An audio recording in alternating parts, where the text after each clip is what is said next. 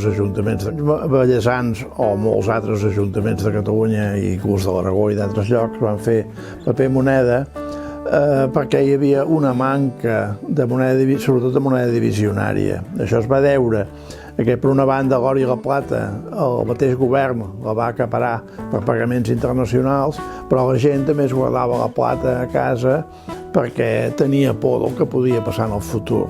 I el coure, que era la moneda més divisionària, també la va absorbir molt la indústria de guerra. El govern de la República no feia cap pas i al final la Generalitat es va decidir,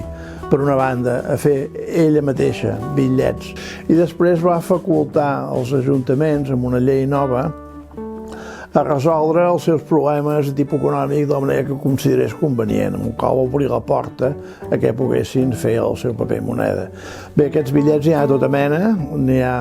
de molt ben fets, n'hi ha de fets de qualsevol manera, n'hi ha fins i tot de fusta. Hi ha temes patriòtics en alguns casos, hi ha alguns que estan representats doncs, el president, el Macià, i n'hi ha molts que tenen també temes de tipus local, o sigui, de tipus paisatgístic o monumental.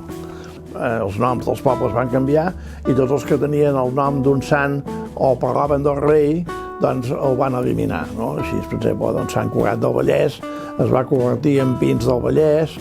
i llavors el 38 ja la República va fer una emissió de petits bitllets i va prohibir radicalment tots els bitllets republicans i llavors hi ha ajuntaments que els van destruir i ajuntaments que els van guardar. I llavors això fa que n'hi hagi d'extremadament rars i de molt comuns.